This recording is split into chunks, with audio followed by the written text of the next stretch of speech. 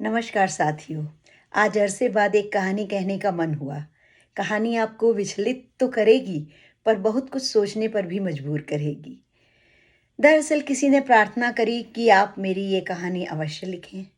तो साथियों, वही कहानी जैसी की तैसी आपके समक्ष प्रस्तुत कर रही हूँ। कहानी का नाम है प्रियमवदा।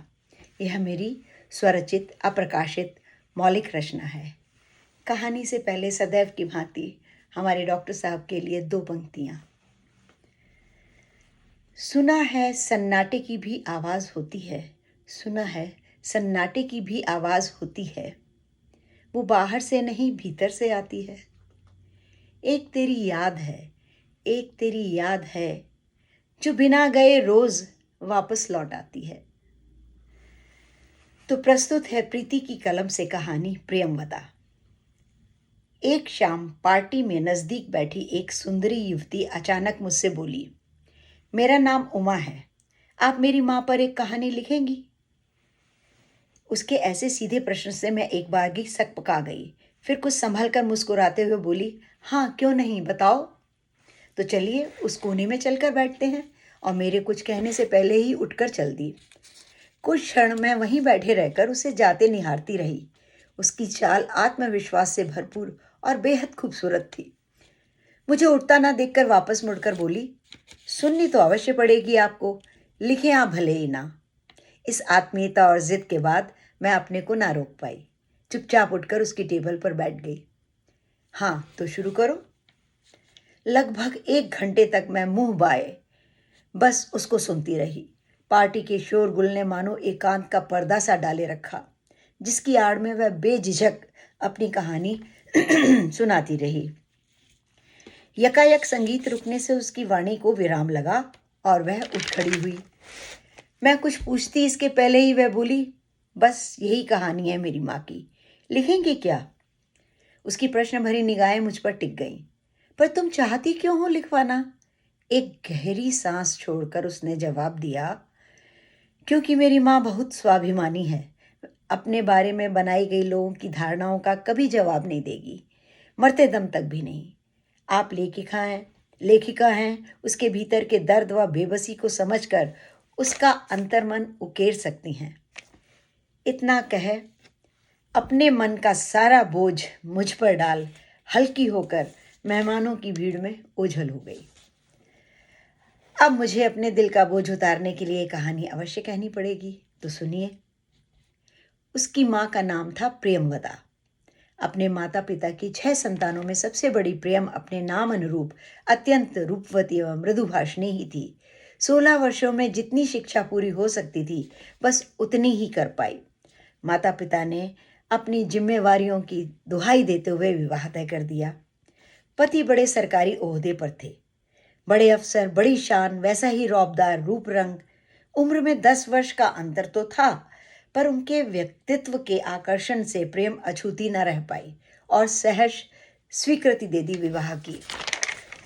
आरंभ में कुछ वर्ष तो प्रेम व उमंग की नदी में उतराते उपन्यास के पन्नों की तरह पलटते चले गए। पति अधिक समय विदेश दौरों पे रहते, 4 संतानों में किसी की पैदाइश के वक्त भी मौजूद न हो पाए, पर जब लौटते तो पत्नी और बच्चों को उपहारों से लाद देते। 22 वर्ष की अवस्था में 4 बच्चों की मां प्रियमवदा की खूबसूरती और दिनों दिन बढ़ती जा रही थी। पति जब विदेश जाते, प्रेम बच्चों के साथ माँ बाप के घर आ जाती। वहाँ छोटे भाई बहनों और अन्य तमाम मिलने वालों से घर में रौनक लगी रहती। नौकर चाकर और सभी सुविधाओं के होते उन्हें पति की कमी उतनी नहीं खलती थी जितनी पति को पत्नी की। बस यही शुरुआत थी उस बीमारी की जिसका इलाज भगवान के पास भी नहीं होता। प्रियम को अपने में इतना मग्न व प्रसन्न देख उनके मन में एक शक का कीड़ा घर बनाने लगा। एक बार घर में खूब धूम धड़ाका हो रहा था। छोटे भाई के जन्मदिन पर उसके तमाम मित्र व सगे संबंधी आमंत्रित थे। भाई का एक मुंह लगा दोस्त मान था। प्रेम से उसकी बहुत बनती थी। बच्चे भी उसे बहुत हिले हुए थे। पता नहीं कौन सी घटना सुना रहा था कि सब ठठाकर हंस पड़े और सबसे बुलंद हंसी प्रियम की। ठीक उसी समय अचानक दरवाजे पर आवाज़ सुनाई दी, भाई क्या मजाक चल रहा है, हमें भी बताओ। अरे आप अचानक बिना बताए? आश्चर्य से प्रेम ने पूछा तो हंसकर बोले, क्यों खुशी नहीं हुई हमारे आने से? प्रमोशन हुआ है, ऑर्डर लेने आना पड़ा, सोचा तुम लोगों के साथ पार्टी करूंगा, पर यहाँ तो पहले से ही पार्टी चल रही है। बातों की कड़वाहट किसी से छुपी ना रही, पर प्रेमदा इससे अनभिज्ञ ही रही। खींचकर उन्हें भीतर माता पिता के पास ले गई, खुशखबरी सुनाने। बात आई गई हो गई। इस बार पति जब वापस विदेश लौट कर गए तो अकेले नहीं, शक का मोटा पुलिंदा उनके साथ था। प्रेमवदा के व्यक्तित्व की चकाचौंध से वे खुद चौंक गए थे। अब अवसर समय बेसमय अक्सर समय बेसमय फोन करते, कौन आया कौन गया, बहुत चतुराई से सभी बातों की जानकारी निकलवाते। प्रियम इन सब बातों चालों से अनभिज्ञ अपने सरल स्वभाव से खूब बढ़ चढ़कर विस्तार से बताती। बच्चों के स्कूल जाना था, ड्राइवर नहीं आया, मान ही लेकर गया, ये काम वो काम, सब में मान का नाम आने लगा। जब लौट कर आते तो किसी ना किसी बहाने मान का अपमान करते। प्रियम के सजने संवरने पर ताना कसते। भोली प्रेम अब भी ना समझ पाई कि कौन सा कीड़ा उसके पति को खाए जा रहा है। छोटा भाई प्रेम से 5 वर्ष छोटा था, उसकी शादी तय हो गई थी। तो पूछने लगे, मान कब करेगा शादी? वो तो नहीं करेगा, प्रेम ने बताया। क्यों? अब मुझे क्या पता, तुम खुद ही पूछ लो। शायद पहली बार प्रेम ने चिढ़कर जवाब दिया। इस बार जाते समय वे प्रेम से बोले, मुझे तुमसे एक बात करनी है। हाँ बताओ, वह बोली। मुंह फेर कर तेजी से यह कहते हुए निकल गए कि मुझे मान का इस घर में आना जाना अच्छा नहीं लगता, और उसके साथ तुम्हारा घूमना फिरना तो बिल्कुल नहीं। यह सुनते ही वह सख्ती में आ गई। जवाब दे इतनी भी ताकत उसमें नहीं रही। बस गाड़ी में बैठे उन्हें जाती देखती रही। अब उसकी आंखों के सामने पिछली बातें फिल्म की रील की तरह घूम गई। तो इसलिए ये मुझसे इतने उखड़े उखड़े रहते थे। मान उससे उम्र में लगभग 4-5 वर्ष छोटा था।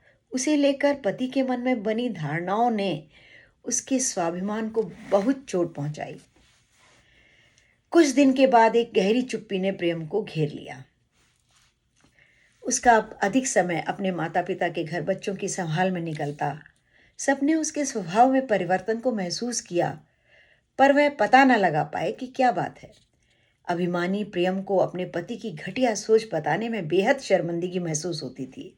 सो किसी से कुछ ना कहा, मान से अवश्य दूरी बढ़ा ली। पति के कहने पर नहीं, अपने मन की जिद पर। पति अब कई कई दिनों तक बाहर रहने लगे थे, फोन भी यदा कदा करते। प्रियम के ठंडे स्वर में जवाब सुनकर वह सिलसिला भी बंद हुआ और एक दिन तलाक का नोटिस आ पहुंचा, जिस पर प्रियम ने बड़े ठंडे मन से पढ़कर हस्ताक्षर कर दिए। अब वह माता पिता का घर भी छोड़कर पति के दिए घर में आकर बच्चों के साथ रहने लगी। बड़ी बेटी उमा लगभग 17 वर्ष की होने जा रही थी। रूप गुण में माँ से भी एक कदम आगे। लोग प्राय दोनों को बहन ही समझते थे। उमा बेहद संवेदनशील थी। माँ के मन की हर बात, उनका दुख मान सब समझती थी, पर यह न जानती थी कि क्या करने से माँ का दुख कम होगा। ईश्वर ने उसको भी एक मौका दिया। अपना मनपसंद साथी चुनकर वह भी विदेश में बस गई। समझदार पति व संपन्न ससुराल देखकर प्रेम भी शादी को राजी हो गई। बाकी 3 बच्चे भी बड़े होकर अपने अपने कामों में लग गए। प्रियम का समय अब मुश्किल से कटता। उमा, जो कि बेटी कम सहेली अधिक थी, के जाने से बहुत खालीपन आ गया। बच्चे अधिकतर अपनी नानी मौसियों के साथ रहते। उमा ने सलाह दी कि पढ़ाई पूरी कर लो। अब इस उम्र में नाना कहते हुए भी शुरू कर दी पढ़ाई, और कुछ समय इसमें निकल गया। शेष बच्चों के भी घर बस गए थे। सब अपने अपनी गृहस्थियों में व्यस्त हो गए। बस उमा के दिल में माँ को लेकर एक फांस सी चुभती रहती। 50 के करीब पहुंच रही थी, पर चेहरे पर एक भी झुर्री नहीं, बाल काले और अभिमान से भरी सतर चाल। ये शायद इसलिए कि कभी प्रियम को किसी से भी शिकायत नहीं रही। न माता पिता से जिन्होंने अल्हड़ में उसका विवाह कर दिया, न पति से जिसने बेवजह उसके चरित्र पर शक किया, न अपने भाग्य से जिसके वश एकाकी जीवन बिताने को वह मजबूर थी। खुशी क्या होती है यह जानने की न कभी कोशिश की, न उसकी चाहत हुई। बस महसूस करती थी सब कुछ। अपना एकाकीपन और लोगों की विकलांग मानसिकता उसका कुछ न बिगाड़ सकी। फिर एक दिन शांत जल में कंकड़ फेंकने जैसी हलचल होती है, उसी प्रकार एक फोन की घंटी ने उसके जीवन को हिला दिया। बेटी का फोन था। बहुत बहुत जरूरी काम है माँ, तुम्हें आना पड़ेगा। आनन फानन में तैयारी हुई और पहुंच गई प्रियम विदेश। एयरपोर्ट लेने बेटी दामाद के साथ एक सज्जन और थे, राव साहब। उमा के दूर के रिश्ते से चचिया ससुर लगते थे। ऊंचा लंबा कद, गोरा रंग, तीखे नैन नक्श, वह स्नेह से तकती आंखें, कुल मिलाकर बेहद आकर्षक व्यक्तित्व। समभाव रखने वाली प्रियम बेटी के मनोभाव को ना पहचान सकी और सहज भाव से उससे बोली, बताओ उमा, ऐसी क्या आफत थी कि तुमने मुझे बुला लिया? मुस्कुराकर कहा उमा ने, यदि ये ना कहती तो तुम आती ही नहीं, घर चलकर बात करते हैं। बात ये निकली कि बेटी ने माँ के लिए वर की तलाश कर ली थी। पहले तो प्रियम राजी नहीं हुई, पर जब बेटी दामाद दोनों ने पैर पकड़ लिए कि भगवान एक बार फिर खुश रहने का मौका दे रहा है, उसे ना ठुकराओ, तो वे मान गई। हफ्ते भर के अंदर उसका विवाह राव साहब से हो गया। इतनी जल्दी सब कुछ हुआ कि प्रियम को लगा मानो सपना देख रही है। राव साहब बहुत भले आदमी थे। पत्नी का देहांत हुए अरसा हो गया था, बच्चा कोई था नहीं, अकेले ही रहते थे। सो प्रेमवदा के आने से मानो उनके जीवन में पुनः बसंत का आगमन हो गया। कभी यूरोप घुमाने ले जाते हैं, कभी जहाज की ट्रिप, तो कभी यूं ही लंबी ड्राइव पर। 5 वर्ष फुर्र से उड़कर निकल गए। माँ को यह खुशी देकर उमा मानो हमेशा के लिए निश्चिंत हो गई, पर ईश्वर को तो यह मंजूर था नहीं। एक दिन सुबह उठते ही राव साहब जो फर्श पर औटे तो फिर उठे नहीं। हाथ पैर जुबान याददाश्त सब कुछ जवाब दे गया था। बस निगोड़ी आंखें निरी भाव से प्रियम को तकती रहती, मानो कह रही हो, मैंने भी आखिर तुम्हें सजा देने के लिए ही यहाँ बुलाया। कई बार लगता जैसे कहना चाह रहे हो, जाओ वापस अपने घर चली जाओ। पर प्रियम विवाह बंधन में बंधी अपने कर्तव्य निभाती रही और एक दिन वह भी पूरा हो गया। अब वहां और रुकने की कोई वजह ना थी। उमा ने बहुत चाहा कि प्रियम अब यहीं रहे, पर वह ना मानी और लौट चली। हवाई सफर के 15 घंटों में पहली बार प्रियम ने अपने जीवन की सभी घटनाओं को पुनः जिया और पहली बार उसकी आंखों से आंसू बह चले। पहली बार उसने प्रश्न किया, शिकायत करी, आखिर क्यों ईश्वर ने उसके साथ ऐसा किया। सोचते सोचते आखिर थक कर आंख लग गई। आंख खुली तो पाया गंतव्य आ चुका था। सदैव सहज रहने वाली प्रेम का मन और पैर दोनों भारी हो रहे थे कि अब कैसे सबका सामना करेगी, पर करना तो पड़ेगा। पता नहीं और कितना वक्त बिताना है इस दुनिया में। अपना सामान ले गेट से बाहर निकल कर आंखें भाई को ढूंढने लगी। उसने कहा था पहुंच जाएगा एयरपोर्ट पर कहीं दिखा नहीं। सोचा थोड़ी देर पर प्रतीक्षा करती हूँ। वहीं बेंच पर बैठकर फिर अपने सोच विचार में खो गई।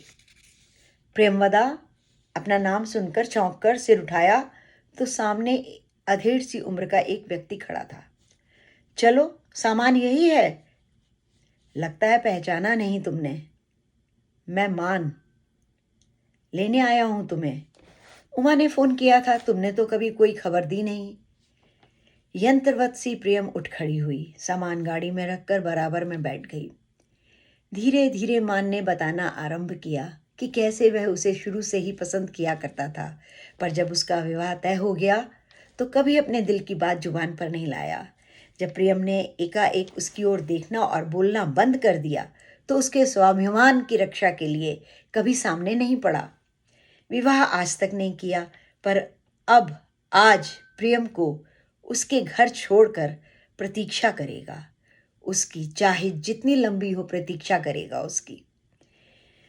इतनी कहानी सुनाकर उमा चुप हो गई थी और मेरी उत्सुकता पराकाष्ठा पे पहुंच गई थी। फिर क्या हुआ बताओ? फिर वही जो होना चाहिए था, मुस्कुराते हुए उमा बताने लगी। पहली बार माँ ने अपने दिल की आवाज़ सुनी और बिना किसी की परवाह किए स्वयं से निर्णय लिया कि शेष जीवन मान के साथ बिताएंगी। पार्टी के संगीत बंद होते ही साथ ही उमा के दिल का गुबार भी निकालकर इस कहानी में कैद हो चुका था। वो मुझसे कहकर और मैं आपसे कहकर मुक्ति पाती हूँ प्रेमवदा के जीवन के बोझ से। आप क्या निर्णय करते हैं? अब इससे ना प्रेमवदा को, ना उमा को और ना मुझे कोई फर्क पड़ेगा। हाँ, अब कोई सफाई ना देनी पड़ेगी प्रियम और उमा को। कहानी सुनने के लिए बहुत बहुत धन्यवाद।